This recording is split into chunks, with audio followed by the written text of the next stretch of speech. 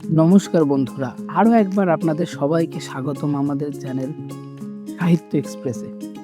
সাহিত্য এক্সপ্রেসের এই চ্যানেলে আপনারা ইতিমধ্যে প্রচুর ভালো রেসপন্স এবং আপনাদের মতামত আমাদেরকে জানিয়েছেন, যেটাই আমরা খুবই আনন্দিত। এভাবেই আমাদের পাশে থাকুন। তা যাই হোক, আজ সাহিত্য এক্সপ্রেসের চ্যানেলে আপনারা যে গল্পটি শুনবেন, প্রখ্যাত সাহিত্যিক শরদিন্দু বন্দ্যোপাধ্যায়ের লেখা এক সুন্দর ছোট গল্প বাঘের বাচ্চা।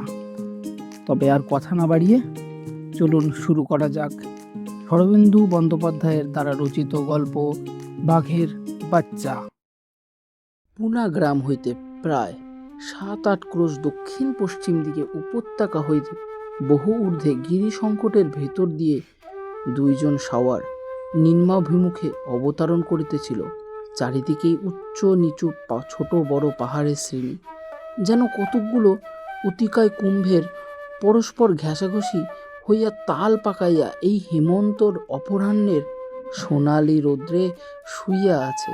তাহারই মধ্যে পিপীলিকার মতো দুইটি প্রাণী সূর্যের দিকে পশ্চাৎ করিয়া ক্রমশ দীর্ঘায়মান ছায়া সম্মুখে ফেলিয়া ধীরে ধীরে নামিয়া আসিতেছিল। হইতে উপত্যকা দৃষ্টিগোচর নয়, পথেরও কোনো চিহ্ন কোথাও নেই। চতুর্দিকে কেবল উলঙ্গ কর্কশ পাহাড়, মাঝে মাঝে দুই একটা খর্বাকৃতি কণ্টকগুল্ম। এই সকল চিহ্ন ছাড়া পথিককে বহু দূরস্থ জনপদের পরিচালিত করিবার কোনো নির্দেশ নাই। অনভিজ্ঞ ব্যক্তির পক্ষে এরূপ স্থানে দিগ্ভ্রান্ত হওয়ার সম্ভাবনা অত্যন্ত অধিক। অশ্বারোহী দুজন যে পথ দিয়ে নামিতেছিল তাহাকে পথ বলা চলে না। বর্ষার জল চূড়া হইতে নামিবার সময় পর্বত গাত্রে যেন উপল পিচ্ছল প্রণালী রচনা করে, সেইরূপ একটি প্রণালী পাহাড়ের শীর্ষ হইতে প্রায় ঋজু রেখায় পদমূল পর্যন্ত নামিয়া গিয়েছে। সাওয়ার দুজন ঘোড়া বলগা ছাড়িয়া দিয়া পরস্পর বাক্যালাপ করিতে করিতে চলিয়াছিল। খর্বদেহ রোমশ পাহাড়ি ঘোড়া স্বেচ্ছামতো সেই ঢালু বিপজ্জনক পথে সাবধানে অবতরণ করিতেছিল। এই স্থানে পথ এত বেশি, একেবার অশ্বের পদস্খলন হইলেই আরোহীর মৃত্যু অনিবার্য। কিন্তু সেদিকে আরোহীদের দৃষ্টিই নেই। আরোহীদের মধ্যে একজন প্রাচীন বয়স্ক, মাথার চুল ও গোঁফ পাকা, বর্ণ এত বয়সেও তপ্ত কাঞ্চনের ন্যায়।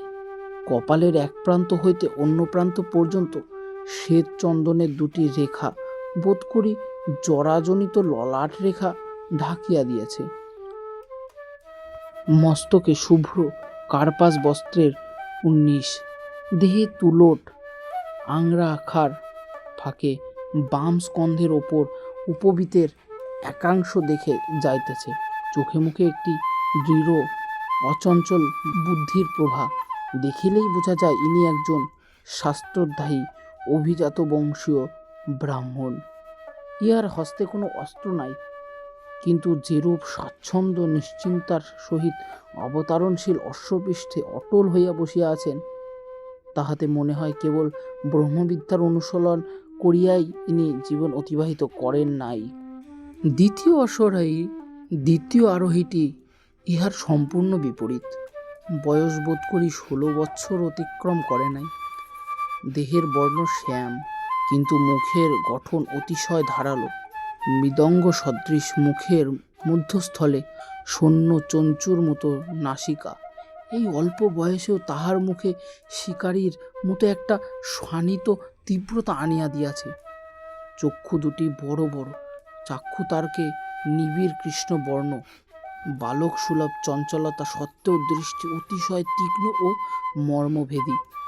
ওষ্ঠের ওপর ও চিবুকের নিম্নে উষ্ণাত্র রোম রেখা দেখা দিয়াছে, তাহাও বর্ণের মলিনতার জন্য স্পষ্ট প্রতীয়মান নয়। ভ্রুযুগল সূক্ষ্ম ও দূর প্রসারিত।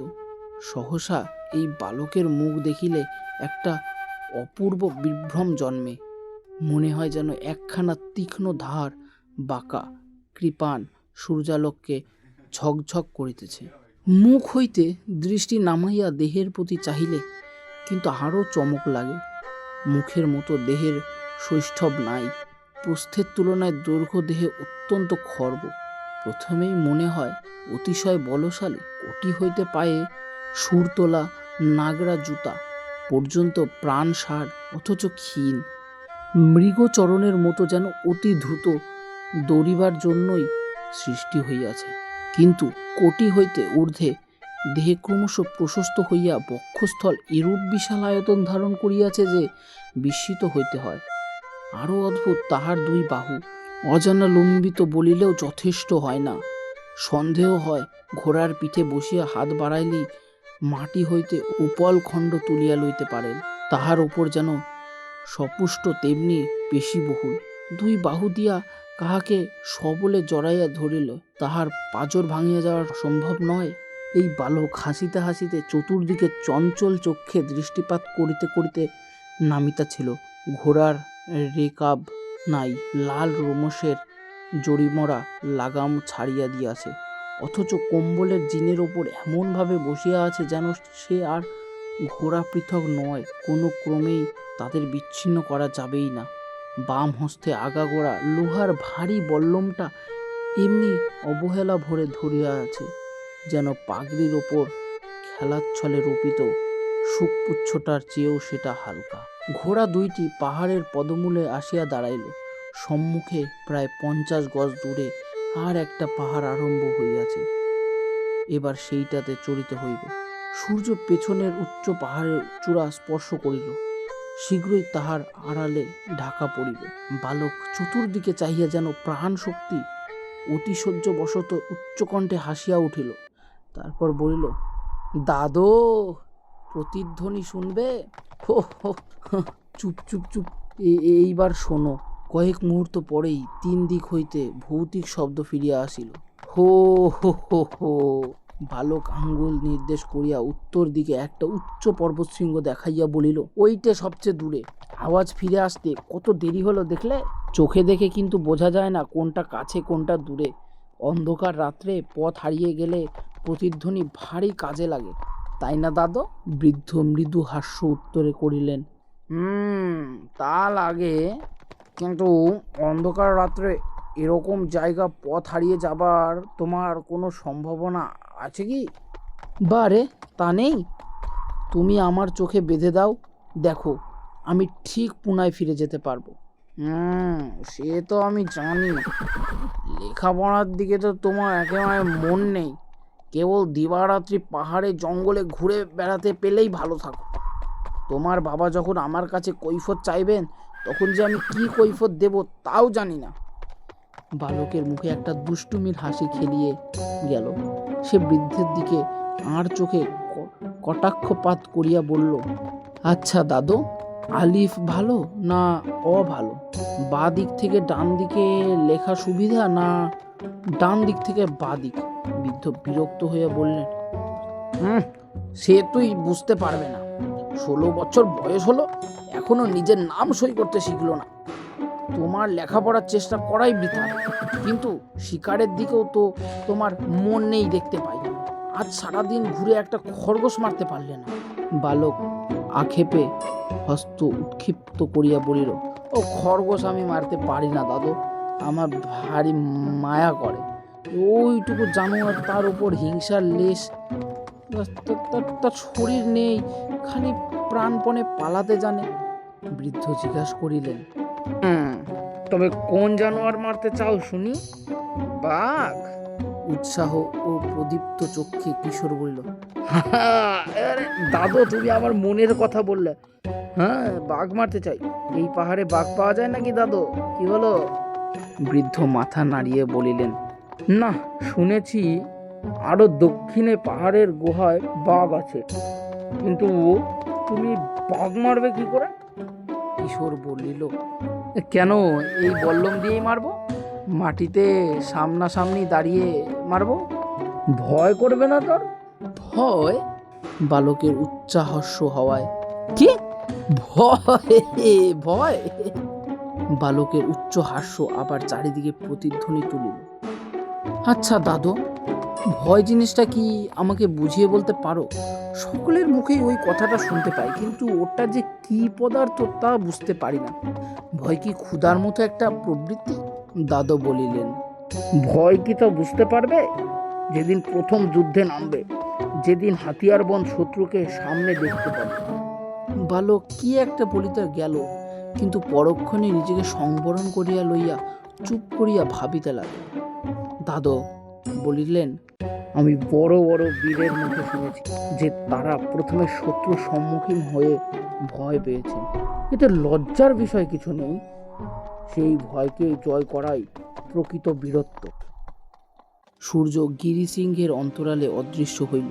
সঙ্গে সঙ্গে নিম্নভূমির ওপর ছায়ার একটা সূক্ষ্ম জবনিকা পড়িয়া গেল।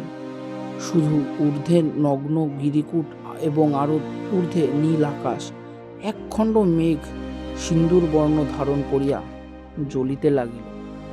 দাদু নিজের অশ্ব সম্মুখে চালিত করিয়া কহিলেন, আর দেরি নয়, সন্ধ্যা হয়ে এসছে। এখন দুটো পাহাড় পার হতে বাকি। পুনা পৌঁছতেই হবে, রাত হয়ে যাক। মনে হয় পুনা পৌঁছতে রাত হয়ে যাবে। না না না, তাড়াতাড়ি করো। বালক তাহার অনুগামী হইয়া বলিল, তা হইলে বা আমি তোমাকে পথ দেখিয়ে ঠিক নিয়ে চলে যাব, হোক রাত। দাদু বলিলেন, রাত্রে এসব পাহাড় পর্বত নিরাপদ নয়। শোনোনি, এদিকের গায়ে বস্তিতে আজকাল প্রায় লুট করা হচ্ছে। বালক ভারী বিস্ময় প্রকাশ করিয়া বলল, তাই নাকি? কই, আমি তো শুনিনি। কারা লুটতারাজ করছে? দাদু বলিলেন, তা কেউ জানে না। বোধহয় এই দিকের বুনো পাহাড়ি মাউলিরা ডাকাতি করছে। এই বিজাপুর এলাকার 3টে বড় বড় গ্রাম গত 4 মাসের মধ্যে লুট হয়ে গেছে। শুনতে পাই তাদের সর্দার একজন ছোকরা লোহার সাজোয়া আর মুখোশ পরে ঘোড়ায় চড়ে লুটেরাগুলোকে ডাকাতি করতে নিয়ে যায়। ছোড়াটা নাকি ভয়ঙ্কর কালো, বেটে আর জোয়ান। বালক তাহার হাতের বল্লমটা খেলার ছলে ঘুরাইতে ঘুরাইতে তাচ্ছিল্য ভরে জিজ্ঞাসা করিল, তাই নাকি? তুমি এত কথা কোথা থেকে জানলে দাদু? দাদু পাহাড়ে ঘোড়া চড়াইতে চড়াইতে বলিলেন, ও অঞ্চলের দেশমুখরা দেশের দরবারে নালিশ করতে এসেছিল। তাদের বিশ্বাস ডাকাতদের সর্দার পুনার লোক। দাদুর পশ্চাতে বালকও পাহাড়ে উঠিতে উঠিতে জিজ্ঞাসা করিল, তোমরা দরবার থেকে কি কি ব্যবস্থা করলে তাহলে? দাদু বলিলেন, কিছু করা হয়নি। দেশমুখদের তোমার বাবার কাছে বিজাপুরে পাঠিয়ে দিয়েছি। বালক পশ্চাতে থাকিয়া মিটমিট হাসিতেছিল। দাদু তাহা দেখিতে পাইলেন না, কিছুক্ষণ কোনো কথাও কইলেন না। পাহাড়ের পিঠের ওপরে উঠিয়া দুজনে ক্ষণকালে পাশাপাশি দাঁড়াইলেন। এখন আবার সূর্যকিরণ আসিয়া বালকের বল্লমের ফলায় যেন আগুন ধরাইয়া দিল। সম্মুখের পাহাড়তলিতে তখন ঘোর ঘোর হইয়া আসিয়াছে। নিচের দিকে দৃষ্টিপাত করিয়া বালক বলল, আচ্ছা দাদু, এখন যদি আমাদের ডাকাত আক্রমণ করে তুমি কি করো? দাদু ক্ষিপ্ত দৃষ্টিতে একবার চতুর্দিকে চাহিয়া বললেন, কি আর করি, তাদের সঙ্গে লড়াই করি। তারা যদি 50 জন হয়? তাহলেও লড়ি। কিন্তু সে যে ভারী বোকামি হবে দাদু। 50 জনের সঙ্গে লড়াই করে তুমি পারবে কেন? তাতে কি, না হয় লড়াই করতে করতে মরবো। কিন্তু এরকম মরে লাভ কি দাদু? তারপর মাথা নাড়িয়ে বলল, আমি কিন্তু লড়ি না, তীরের মতো এই ধার বেয়ে পলাই। এত জোরে পালাই যে ডাকাতের বর্ষা আমাকে ছুঁতে পারবে না। ক্ষুব্ধ বিস্ময়ে দাদু বলল, হ্যাঁ, তুমি ক্ষত্রিয় ছেলে, দুশ্মনের সামনে থেকে পালাবে? এই না বলেছিলে ভয় কাকে বলো জানো না? ভয় পালানোর সঙ্গে ভয়ের সম্পর্ক কি? পালাবো কারণ পালালেই তো আমার সুবিধা হবে, পরে ডাকাতদের জব্দ করতে পারবো। আর লড়ে যদি মরেই যায় তাহলে তো ডাকাতদের জিত হলো। দাদু মাথা নাড়িয়ে বললেন, না না না না না না না না না, এইসব শিক্ষা তুমি কোথা থেকে পাচ্ছ? না লড়ে পালিয়ে যাওয়া ভয়ঙ্কর কাপুরুষতা। যে বীর সে কখনো পালায় না। রাজপুত বীরদের কথা, গল্প, কাহিনী তুমি শোনোনি? রাজপুতদের গল্প শুনলে আমার গা জ্বালা করে। তারা শুধু লড়াই করতে পারে, বুদ্ধি এতটুকু নেই। যিনি যত বড় বীর তিনি তত বড় বোকা। দাদু খোঁচা দিয়ে বলিলেন, তুমিও তো রাজপুত, মায়ের দিক থেকে তোমার গায়েও তো যদুবংশের রক্তই আছে। বালক সবেগে শিরোচ্চালন করিয়া বলিল, না, আমি রাজপুত হতে চাই না, আমি মারাঠি। বালকের ললাট মেঘাচ্ছন্ন হইয়া উঠিল, কিন্তু পরেক্ষণেই সে হাসিয়া উঠিয়া বলিল, আচ্ছা দাদা, তোমার কাছে তো বড় বড় যুদ্ধের গল্প শুনেছি, কিন্তু একটা কথা কিছুতেই বুঝতে পারি না, সম্মুখ যুদ্ধ করার মানে কি? দাদু সহসা এই প্রশ্নের উত্তর দিতে পারিলেন না। শেষে বলিলেন, সম্মুখ যুদ্ধ মানে সামনাসামনি শক্তি পরীক্ষা। যার শক্তি বেশি সে জিতবে, আর যার শক্তি কম সে যদি চালাকি করে জিতে যায়, সে তো আর ধর্মযুদ্ধ হলো না। নাই বা হলো, যুদ্ধে হার জিত তো আসলেই আসল। ধর্মযুদ্ধ নাই বা হলো, যুদ্ধে হার জিতই তো আসল। ধর্মযুদ্ধ হলে কিনা তা দেখা লাভ কি? দাদু অনেকক্ষণ বালকের জিজ্ঞাসু মুখের দিকে চাহিয়া রইলেন।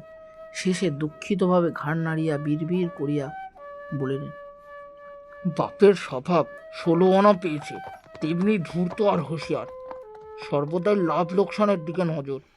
আর শুধু বাপ কেন, বংশটাই ধূর্ত। মালতী ভোসলে যদি চালাকি করে যদুবংশের মেয়ে ঘরে না আনতে পারত, তাহলে ভোসলে বংশকে চিনত কে? আর শাহুই বা এত বড় জায়গিরদার হতো কোথা থেকে? পলকের মধ্যে ঝলকের বালকের সংশয় সম্প্রশ্নপূর্ণ মুখ ভাবের পরিবর্তন হইল। বালক কচিত কৌতূহলে দাদুর নিকটে সরিয়া গিয়া ছানুনয় কণ্ঠে বলিল, দাদু, তুমি যে আমার মায়ের বিয়ের গল্প বলবে বলেছিলে, কই বললে না তো? বলো না দাদু, বলো না, কি করে ঠাকুরদা যদুবংশী মেয়ে ঘরে আনলেন? এই সময় নিম্নের ছায়াচ্ছন্ন প্রদোষন্ধকার হইতে গম্ভীর হম্বরব ভাসিয়া আসিল। বালক সচকিত হইয়া বলে উঠিল, ওই শোনো, দেওরামের গরু ঘরে ফিরে এলো। চলো চলো চলো দাদু, আর দেরি নয়, সমস্ত দিন ঘুরে ঘুরে ভারী খিদে পেয়ে গেছে, এতক্ষণ তো লক্ষ্যই করিনি। দেওরামের মেয়ে নুন্নার সঙ্গে সেই কথা সকালবেলা তেঁতুল বনের ধারে দেখা হয়েছিল। সে বলেছিল ফেরবার সময় তাজা দুধ খাওয়াবে। জয় ভবানী! বালক 2 পা দিয়ে ঘোড়ার পিঠে চাপিয়ে দড়িতেই ঘোড়া লাফাইয়া সম্মুখ দিকে অগ্রসর হইল। আঁকিয়া বাঁকিয়া পর্বত থরের হইতে পাথরের ওপর ধাপে ধাপে লাফাইয়া পড়িয়া বিদ্যুৎ বেগে নিচের দিকে অদৃশ্য হইল। দাদু বালককে উচ্চ কণ্ঠস্বরে দূরে হইতে শুনতে পাইলেন, চলে এসো দাদু, দেওরামের ঘর ঝর্ণলতার তালের উত্তর দিকে কুল গাছের জঙ্গলের মধ্যে। যদি খুঁজে না পাও হাঁক দিও, নুন্না এসে পথ দেখিয়ে নিয়ে যাবে। বৃদ্ধ পর্বত হইতে অবতরণ করিয়া বদরী বনের মধ্যে যখন দেওরামের কুঠির অঙ্গনে পৌঁছালেন, তখন দেখলেন একটি 12-13 বছরের মাউলি চাষার মেয়ে একটা ক্ষুদ্রাকায় গাভীকে দহনের চেষ্টা করিতেছে, এবং বালক ঘোড়া ছাড়িয়া দিয়া অদূরে দাঁড়াইয়া সকৌতুকে সেই দৃশ্য দেখিতেছে। গাভীটা বোধ হয় অপরিচিত ব্যক্তি ও ঘোড়া দেখিয়া ভয় পাইয়াছে, তাই কিছুতেই স্থির হইয়া দাঁড়াইয়া দুগ্ধ দহন করিতে দিতেছে না, চেষ্টা করিবা মাত্র সরিয়া সরিয়া যাইতেছে। মেয়েটি বিব্রত হইয়া বলিল, তুমি ওর শিং দুটো একবার ধরো না, নইলে বজ্জাত গরু কিছুতেই দুধই দেবে না। বালক গরুর শিং ধরিবার কোনো চেষ্টা না করিয়া তামাশা করিয়া বলিল, তুই কেমন মাওলার মেয়ে, গায়ে দুইতে জানিস না? দাঁড়া, বিষয়াকে বলে দেব, সে আর তোকে বিয়ে করবে না। ক্ষুব্ধ লজ্জায় নুন্নায় এতটুকু হইয়া গিয়া বলিল, তোমার ঘোড়া দেখেই তো আজ এমন করছে, নইলে আমি তো রোজই দুই। বালক মুরব্বিয়ানা দেখিয়া বলিল, হ্যাঁ 2, আর বড়াই করতে হবে না, দে আমায় ঘটি, আমি দুয়ে দিচ্ছি। নন্না বলিল,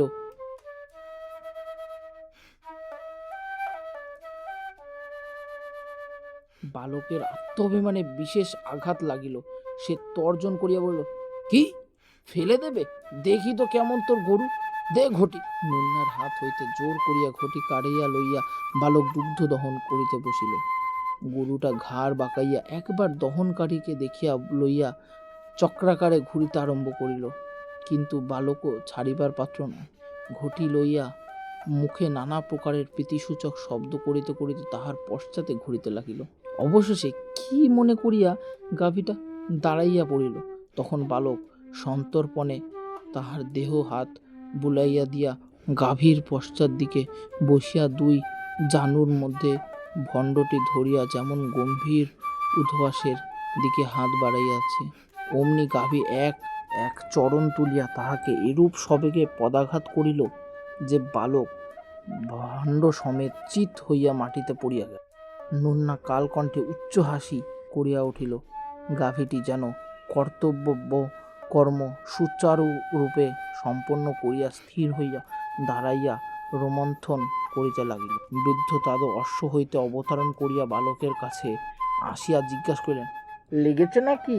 বালক অঙ্গের ধুলা ঝাড়িতে ঝাড়িতে উঠে দাঁড়িয়ে বলল, গরু নয়, ঘোড়া। গরু কখনো অমন চাট চড়ে? নে না তোর ঘটি, আমি ঘোড়ার দুধ খেতে চাই না, বাড়ি চললুম। বালক অশ্বপৃষ্ঠে উঠিতে যায় দেখিয়া নুন্না মিনতি করিয়া বলিল, আর একটু দাঁড়াও না, বাবা এলো বলে, বড্ড খিদে পেয়েছে বলেছিলে, ঘরে বাজরার রুটি আছে, এনে দেব? বালক বলিল, না, তোর রুটি দুধ কিছু খেতে চাই না, আমি চললুম।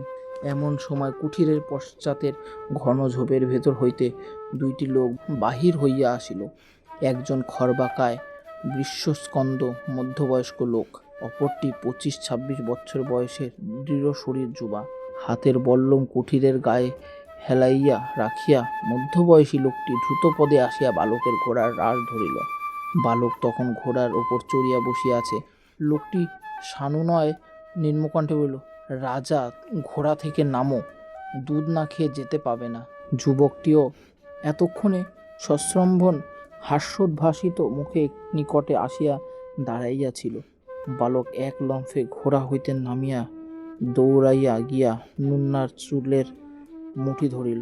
তাহাকে চুল ধরিয়া টানিতে টানিতে যুবকের সম্মুখে লইয়া গিয়া প্রায় তাহার বুকের ওপর ফেলিয়া দিয়া বলিল, এই নে বিষয়া, এটাকে তুই ঘরে নিয়ে যা, তোর সঙ্গে ওর বিয়ে দিলুম, যদি বজ্জাতি করে খুব পিটবি, আর ওই হতাভাগা গরুটাকেও তুই নিয়ে যা, ওটা হলো তোর বিয়ের যৌতুক। নুন্না বালকের হাত ছাড়িয়া কুঠিরের ভিতরে পালাইয়া গেল। বিষয়া হাসিতে হাসিতে হেঁট হইয়া বালকের পদস্পর্শ করিয়া বলিল, তুই যখন দিলে রাজা, তখন আর আমার ভাবনা কি, এবার ঘোড়ার পিঠে তুলে ওকে ঘরে নিয়ে যাব। কি বলো দেওরাম?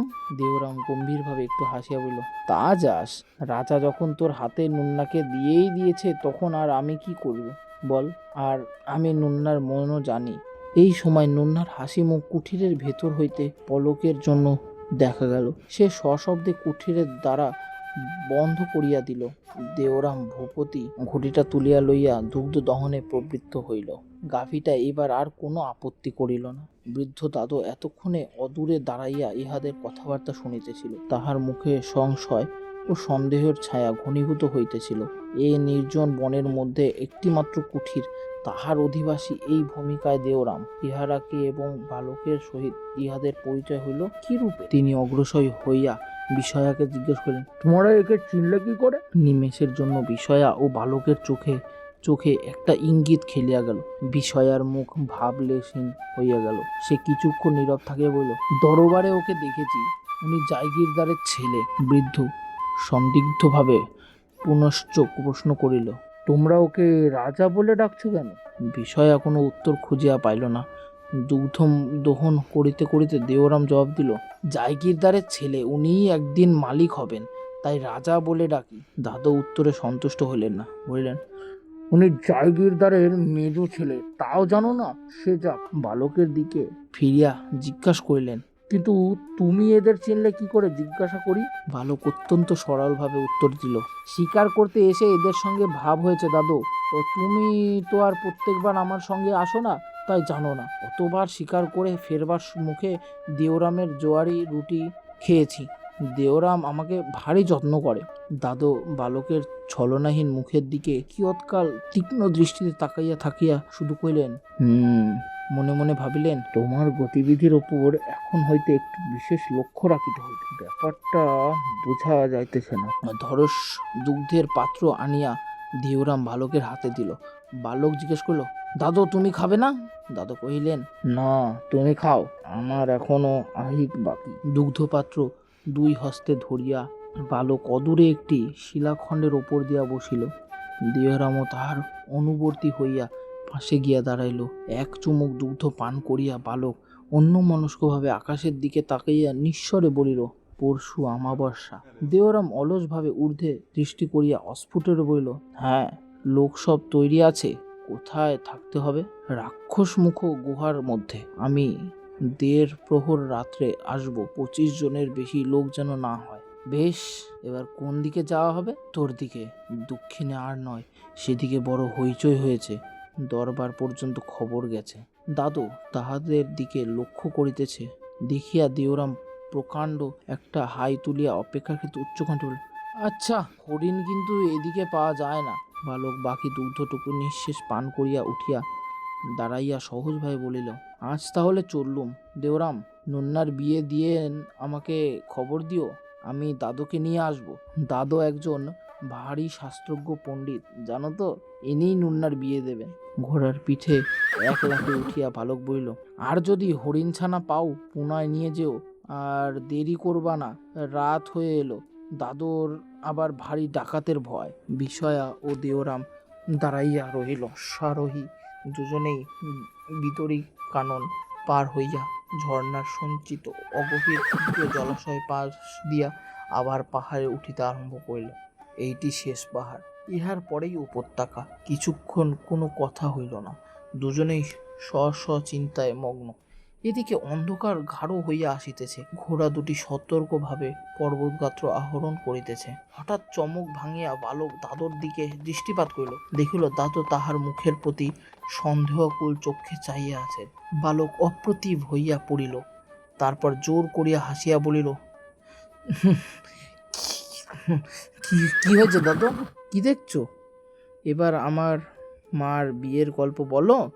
বৃদ্ধ দীর্ঘ শ্বাস মোচন করিয়া কিয়ৎকাল নিস্তব্ধ হইয়া রহিলেন। আপনার মনে বললেন, বংশের ধারা বদলানো যায় না। বাঘের বাচ্চা বাঘই হয়, শৃগাল হয় না। ঈশ্বরের এই বিধান।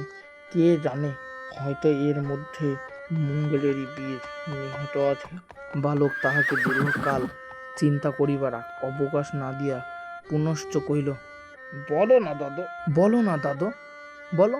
দাদু এবার একটি দীর্ঘশ্বাস ফেলিয়া বলিতে আরম্ভ করিলেন, গল্প অতি সামান্যই, কিন্তু তোমার ঠাকুরদা মালজী ভোসলে যে কি রকম চতুর ছিলেন এই গল্প থেকে তার পরিচয় পাওয়া যায়। তোমার মাতুল বংশের মতো এত বড় বিখ্যাত যশস্বী বংশ দক্ষিণাত্যের খুব অল্পই আছে। আজ থেকে নয়, 400 বছর আগে আলাউদ্দিন খিলজির আমল থেকেই দেবগিরির যদুবংশের নাম দাক্ষিণাত্যের পাথরে পাথরে তলোয়ার দিয়ে খোদাই করা হয়ে আসছে। অতীতের কোন যুগে এই যদুবংশ রাজপুতানা থেকে এসে দেবগিরিতে রাজ্য প্রতিষ্ঠা করেছিল সেই কাহিনী লুপ্ত হয়ে গেছে। দেবগিরির রাজ্যেও আর নেই, কিন্তু বীরত্ব, ধর্মনিষ্ঠায়, মহানুভবতায় এই বংশের আজ পর্যন্ত হিন্দু মাত্রেই আদর্শ হয়ে আছে। এহেন বংশে তোমার দাদামশাই লিখুনজি যদুরা একজন পরাক্রমশালী মহাতেজস্বী পুরুষ ছিলেন। 10,000 সিপাহী নিত্য তার রুটি খেত। বিজাপুর গোলাকুন্ডা তাকে জমের মতো ভয় করত। আমেদনগর রাজ্যে তিনি ছিলেন প্রধান স্তম্ভ। মালিক অম্বর যদি তার সঙ্গে কপটাচারিতা না করত, কিন্তু সে অন্য কথা। এখন আসল গল্পটি বলি। সে আজ বহুদিনের ঘটনা। তখন আমার বয়স 10-11 বছরের বেশি নয়, কিন্তু সেদিনকার প্রত্যেক ঘটনাটা স্পষ্ট মনে আছে। সেদিন ছিল ফাল্গুনী পূর্ণমাসী, রাজপুতদের একটি মস্ত উৎসবের দিন। দাক্ষিণাত্যে দোল পূর্ণিমার দিন আবির খেলার প্রথা এই যদুবংশী প্রথম প্রচার করেছিলেন। সেদিন দেশের সমস্ত গণ্যমান্য লোক, এমনকি বিজাপুর ও গোলাকুন্ডা আমেদানগর দরবারে বড় বড় হিন্দু আমির ওমরা এসে লুখুজির কেল্লার মতো বিশাল ইমারতের জমাতেন। সমস্ত রাত্রি দিন ব্যাপী উৎসব চলত। ফাগ, রং এবং সুরার স্রোত বয়ে যেত। সেবার লিখুজির প্রকাণ্ড প্রাসাদের দরবারে ঘরে মজলিস বসেছে। মেঝের ওপর পার্সি গালিচা পাতা, আর তার উপরে অনেকে বসেছে। দরবার লোকারণ্য, সিপাহী থেকে সর্দার পর্যন্ত সকলের অবাধ যাতায়াত। সামান্য সৈনিক 5,000ই সর্দারের মুখে আবির মাখিয়ে দিচ্ছে।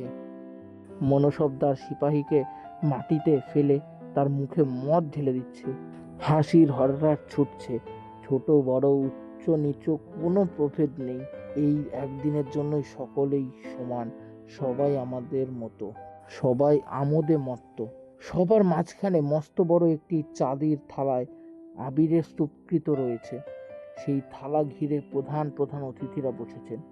প্রাণদান, গোলাপ পাশ, আতর দান চারিদিকে ছড়ানো রয়েছে। স্বয়ং লাখুজি এখানে আসেন। তোমার ঠাকুরদা মালজিও আছেন। মালজি তখন লাখুজি অনুগৃহীত একজন সামান্য সর্দার মাত্র, কিন্তু তার কূটবুদ্ধি ও রণনৈপুণ্যের জন্য লাখুজি তাহাকে ভারী স্নেহ করতেন। তাই মালজিও সাহস করিয়া এই সভায় এসে বসেছেন। সকলের মুখেই আবিরের ফুলের, দেহের বস্ত্র এবং মির্জাই রঙের রক্তবর্ণ, চক্ষু ঢুলু ঢুলু। এখানে গানের মজলিস বসেছে। আরো অনেক লোক চারিদিকে ঘিরে দাঁড়িয়ে গান শুনছে এবং মজা দেখছে। গান গাইছেন আহমেদনগরের একজন বুড়ো ওমরা, তার নাম ভুলে গেছি। মস্ত ওস্তাদ বলে তার খ্যাতি ছিল। গড়গড়া টানতে টানতে হঠাৎ তিনি বসন্ত রাগের এক টান মারলেন। সুরের ধমকে পাকা গোফ থেকে এক রাশ আবির উড়ে গেল। তোমার ঠাকুরদা মালজি সারঙ্গী কোলে করে ওস্তাদের পেছনে বসেছিলেন। তিনি সঙ্গে সঙ্গে সঙ্গত আরম্ভ করলেন। লাখুজি নিজে মৃদঙ্গ বাজাতে লাগলো। গান থামলে প্রশংসার ধ্বনির একটা ঝড় বয়ে গেল। লাখুজি পাখোয়াজ ফেলে প্রায় 1 তোলা আম্বুরি আতর পলিত কেশ গায়কের গোফে মাখিয়ে দিয়ে দাড়ি ধরে নেড়ে দিয়ে বললেন, কত্তল কিয়া বেবে, আর একটু ফরমাও। বৃদ্ধ দন্তহীন হাসি হেসে চোখে ঠের আবার গান ধরলেন, চলি মে ছিপাও কাইসে যৌবনা মরি। বিরাট হাসির একটা হল্লা পড়ে গেল। নিঃশ্বাস ফেলিলেন। ঘোড়া দুটোই ইতিমধ্যে পর্বত পার হইয়া উপত্যকায় নামিয়া আসিয়াছে, কিন্তু পথ এখনো শিলাসংকুল। আশেপাশে মাটি ফাটিয়া বড় বড় খাদ রচনা করিয়াছে। শুষ্ক পয় প্রণালীর মতোই এই খাদগুলো অন্ধকারে বড়ই বিপজ্জনক। ঘোড়া একবার পা ফসকাইয়া উহার মধ্যে পড়িলে কোথাও অন্তর্হিত হইবে তার স্থিরতা নাই। এদিকে দিবার দীপাপ্তি সম্পূর্ণ নিভা গিয়াছে। কেবল সম্মুখে বহুদূরে পুনার দ্বীপগুলি মিটমিট করিয়া জ্বলিতেছে। বালক একগ্র মনে গল্প শুনিতেছিল। দাদু থামিতেই সগ্রাহে গলা বাড়াইয়া বলিল, তারপর? দাদু বলিলেন, হুঁশিয়ার হয়ে যাব, পথ চলো, রাস্তা বড় খারাপ। তারপর গল্প আরম্ভ করিলেন। দুটি ছোট ছোট ছেলে মেয়ে এই দরবারে ঘরের চারিদিকে খেলা করে বেড়াচ্ছিল। দুজনেরই লাল বেনারসি চেলির জোর পরা, কানে কুণ্ডল, হাতে বালা, গলায় হার। ছেলেটির বয়স 5 বছর আর মেয়েটির 3। এদিকে কারো দৃষ্টি ছিল না। এরা নিজের মনে ঘরময় খেলে বেড়াচ্ছিল। কখনো এক সময় মেয়েটি দূর থেকে ছেলেটিকে দেখতে পেয়ে তার সামনে এসে দাঁড়ালো। গম্ভীর মুখে ছেলেটির অপাদমস্তক দেখে নিয়ে আধো আধো ভাষায় প্রশ্ন করলে, তুমি কে? ছেলেটিও মেয়েটির দিকে গম্ভীর হয়ে তাকিয়ে, আমি শাহ, আমি তীর ছুঁড়তে পারি, তুমি কে? মেয়েটির 2 চক্ষু সরম্ভে ভরে উঠল। সে ফুলের মতো ঠোঁট দুটি খুলে কিছুক্ষণ চেয়ে থেকে আস্তে আস্তে বলল, আমি দিদা। তারপর একটু ভেবে আবার বলল, আমার বাবাও তীর ছুঁড়তে পারে। অতঃপর এই বীর এবং বীর কন্যার মধ্যে ভাব হতে দেরি হলো না। শাহ গিয়ে মেয়েটির গলা জড়িয়ে নিল। মেয়েটিও শাহর কোমর জড়িয়ে ধরলো। এইভাবে তারা অনেকক্ষণ দরবারে চারিদিকে ঘুরে বেড়াতে লাগলো। তাদের মধ্যে চুপি চুপি কি কথা হলো তারাই জানে। খুব সম্ভব শাহ তার অসামান্য শৌর্য বীর্যের কথা খুব ফলাও করে ব্যাখ্যা করে মেয়েটির ছোট্ট প্রাণটুকু জয় করে নিচ্ছিল। আর মেয়েটিও বোধহয় নিঃসংশয় সহানুভূতি এবং প্রশংসার দ্বারা শাহের বীর হৃদয় সম্পূর্ণ বশীভূত করে ফেলেছিল। এদিকে গানের মজলিস তখন টিলে হয়ে এসেছে। বৃদ্ধ গায়ক 3 পাত্র গোলাপি শরবত খেয়ে কিংখাপের তাকিয়ায় হেলান দিয়ে বসে হাঁপাচ্ছেন। এমন সময় এই দুটি ছেলে মেয়ে গলা জড়াজড়ি করে তাদের মাঝখানে গিয়ে দাঁড়ালো। এতগুলো লোক চারপাশে বসে আছে, কিন্তু সেদিকে তাদের ভ্রুক্ষেপ নেই। নিজেদের কথাতেই তারা মশগুল। বৈঠকে যারা এসেছিলেন তাদের সকলের মুগ্ধ দৃষ্টি একসঙ্গে তাদের ওপরে গিয়ে পড়ল। এ কি অপূর্ব আবির্ভাব! আজ দোলের দিনে সত্যিই কি বৃন্দাবনের লীলা তাদের চোখের সামনে অভিনীত হচ্ছে? সকলে চোখ মুছে দেখলেন।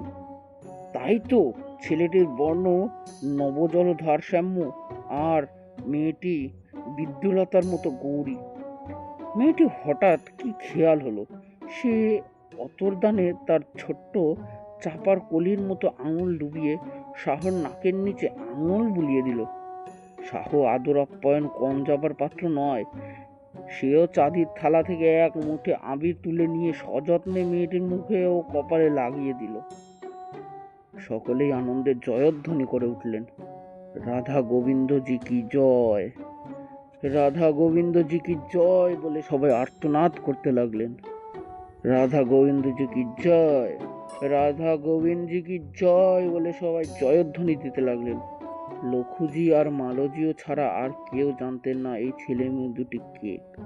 লঘুজি উচ্চ হাসি করে উঠলেন, তারপর দুটিকে কাছে টেনে নিয়ে কোলে বসিয়ে বললেন, রাধা গোবিন্দজি নয়, এরা আমার মেয়ে আর মালজির ছেলে। বন্ধুগণ, এই দুটির বিয়ে হলো কেমন মানায় বলুন তো? লঘুজি পরিহাস্যচ্ছলেই কথাটি বলেছিলেন। তাছাড়া গলাবি শরবতের নেশায় অল্প বিস্তর ছিল। তার কথা শুনে সকলে হেসে উঠলেন, কিন্তু মালজি ভোসলে তৎক্ষণাৎ লাফিয়ে উঠে কর জোরে সকলকে বললেন, মহাশয়গণ, আপনারা সাক্ষী থাকুন। লিখুজি তার কন্যার আমার পুত্রের সঙ্গে বাগদত্তা করলেন। সকলকে অবাক হয়ে রইলেন। লঘুজির নেশা ছুটে গেল। তার মুখে আবিরের প্রলেপের ভেতরের থেকে ক্রোধে কালো হয়ে উঠল। তার মেয়েকে, দেবগিরির রাজবংশের মেয়েকে যে মালজির মতো একজন সামান্য প্রাণী নিজের পুত্রবধূ করবার স্পর্ধা করতে পারে, এ তার কল্পনার অতীত। কিন্তু তবুও কথাটা যে তার মুখ থেকে বেরিয়ে গেছে, এ কথাও অস্বীকার করা চলে না। মালজির দিক কটমট কটমট করে সে যে লঘুজি বললেন, মালজি, তুমি পাগলের মতো কথা বলছো। আমার মেয়ে রাজার ঘরে পড়বে। মালজি পূর্ববাদ জোর করে বললেন, আমার ছেলে আপনার মেয়ের মুখে আবির দিয়েছে, আপনার মেয়ে আমার ছেলের মুখে আতর দিয়েছে। তারপরও আপনি তাদের কোলে নিয়ে যা বলেছেন তা উপস্থিত সকলেই শুনেছে। ধর্মতু আপনার মেয়ে আমার ছেলের বাগদত্তা। এখন যদি আপনি সে কথা প্রত্যাহার করতে চান, করুন, আমার আপত্তি নেই। ক্রোধে লিখুজি আসন ছেড়ে লাফিয়ে উঠলেন, কিন্তু মুখ দিয়ে তার কথা বেরোলো না। একবার সকলের মুখের দিকে তাকিয়ে দেখলেন, কিন্তু তাদের মনোভাব কেউ বিলম্ব হলো না। সকলেই নীরবে মালজের কথা সমর্থন করছেন। লিখুজি নিজের মেয়েকে কোলে তুলে নিয়ে ঝড়ের মতো অন্তঃপুরে চলে গেলেন। মালজিও ছেলে নিয়ে ঘরে ফিরে এলেন। চারিদিকে রাষ্ট্র হয়ে গেল যে লিখুজির মেয়ে অপ্রকাশ্য দরবারে মালজির ছেলে বাগদত্তা হয়েছে। কথাটা অবশ্য বেশি দিন চাপা থাকতো না, প্রকাশ হয়ে পড়তই। কিন্তু এমন তোমার ঠাকুরদার উদ্যম আর তৎপরতা যে সপ্তাহের মধ্যেই মহারাষ্ট্রের সর্বত্র এই সুসংবাদ প্রচার হয়ে পড়ল, জনপ্রাণী জানতে বাকি রইল না। লিখুজি নিষ্ফল ক্রোধে ফুলতে লাগলেন। মালজির সঙ্গে তার ঝগড়া হয়ে গেল, এমনকি মুখ দেখাদেখি পর্যন্ত বন্ধ হয়ে গেল। তিনি প্রতিজ্ঞা করলেন, মালজির মতো ধরিবাজ অকৃতজ্ঞ লোককে আর তিনি কোনো সাহায্য করবেন না, বরং তার যাতে অনিষ্ট হয় সেই চেষ্টাই করবেন। তার প্রতিজ্ঞা কিন্তু রইল না। যতই বছরের পর বছর কেটে যেতে লাগলো, ততই তিনি বুঝতে পারলেন চতুর মালতী তাকে কি বিষম ফাঁদে ফেলেছে। তিনি বুঝলেন অন্যত্র মেয়ের বিয়ে দিলে মেয়ে সুখী হবে না। যত তার বয়স বাড়ছে, সাহস ছাড়া আর কেউ যে তার স্বামী হতে পারে না, এই ধারণা তার মনে ততই দৃঢ় হচ্ছে। তাছাড়া অন্যের বাগদত্তা মেয়ে কেউ জেনে শুনে বিয়ে করতে চায় না। দু চারটে ঘরানা ঘরে সম্বন্ধ করতে গিয়ে লজ্জা পেয়ে লাফুজি ফিরে আসতে হলো। শেষ পর্যন্ত তিনি দেখলেন সাহস ছাড়া জিজার গতি নেই। এইভাবেই 9-10 বছর কেটে গেছে। মালতী কপালের জোরে এবং বুদ্ধি বলে খুব উন্নতি করেছেন। বিষয় সম্পত্তিও হয়েছে।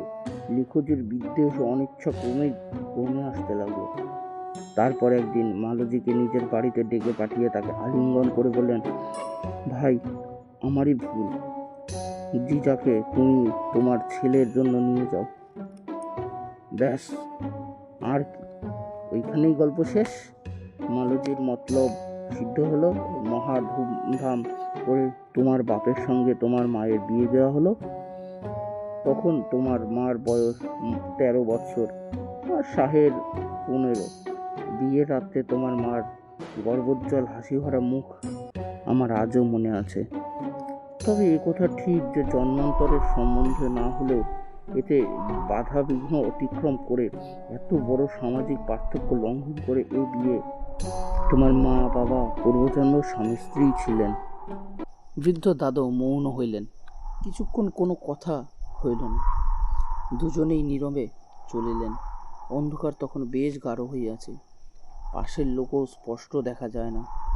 দাদু লক্ষ্য করিয়া দেখলেন বালক 2 কর যুক্ত করিয়া ললাটে ঠেকাইয়া বারংবার কাহার উদ্দেশ্যে নমস্কার করিতেছেন। দাদু কথা কহিলেন না। অপূর্ব আবেগ ভরে তাহার শরীরে রোমাঞ্চিত হইয়া উঠে। কিয়ৎকাল পর একটি দীর্ঘশ্বাস ত্যাগ করিয়া অর্ধস্ফুটে বালক বলিলেন, কি সুন্দর গল্প। আমার মার মতো এমন মা পৃথিবীর আর কারো নেই, না দাদু? দাদু সংযত কণ্ঠে বললেন, না, তোমার মায়ের মতো এমন অসামান্য নারী আর কোথাও নেই। সেই 3 বছর বয়স থেকে আজ পর্যন্ত দেখে আসছি, এমনটি আর দেখিনি। পূর্ণ হৃদয় লইয়া দুজনেই নীরব রহিলেন। ক্রমে পুনর আলোক নিকটবর্তী হইতে লাগিল। পথ সমতল ও অনুদ্ঘাত হইল। অশ্বদ্বয় অশ্বগৃহে পৌঁছিবার আশায় দ্রুতবেগে চলিতে আরম্ভ করিলেন। পুনা পৌঁছতে যখন পাদক্রোশ বাকি মাত্র, তখন কে একজন সম্মুখে অন্ধকার হইতে উচ্চকণ্ঠে হাঁকিলেন, হো শিব্বা, হো হো দাদাজি। বালক শিব্বা চমকাইয়া উঠিয়া সনন্দে চিৎকার করিয়া উঠিলেন, টানা টানা টানা। তারপর তীর বেগে সম্মুখে ঘোড়া ছুটিয়া দিলেন। অন্ধকারে তানাজির মালেশ্বর ঘোড়ার উপরে বসিয়াছিলেন। শিব্বা প্রায় তাহার ঘাড়ের উপরে গিয়া পড়ল। তানাজি তিরস্কারে সুরে বলিলেন, আজ কি আর বাড়ি ফিরতে হবে না? কোথায় ছিলে এতক্ষণ? মা কত ভাবছেন। শেষে আর থাকতে না পেরে আমাকে পাঠালেন। কি করো তোমরা? শিব্বা ঘোড়ার উপরে হইতেন তানাজির গলা জড়াইয়া ধরিয়া বলিলেন, মা কোথায় রে টানা? তানাজি বলিলেন, কোথায় আবার? বাড়িতে দোরগোড়ায় দাঁড়িয়ে পথের পানে চেয়ে আছেন। তোমার এত দেরি হলো কেন? গলা খাটো করিয়া বলিলেন, ও দেওরমের সঙ্গে দেখা হলো নাকি? ও ওদিকে কি খবর, কবে? শিব্বা অন্যমনস্ক বলিলেন, খবর ভালো, অমাবস্যার রাত্রে সব ঠিক হয়েছে। চলো টানা, শিগগির বাড়ি যাই। মাকে সমস্ত দিন দেখিনি, ভারী মন কেমন করছে। 2 কিশোর বন্ধু তখন নিরি প্রতিগামী পাখির মতো দ্রুতবেগে গৃহের দিকে অগ্রসর হইল। বৃদ্ধ দাদাজি কুণ্ডু বহুদূরে পশ্চাতে পড়িয়া রহিলেন।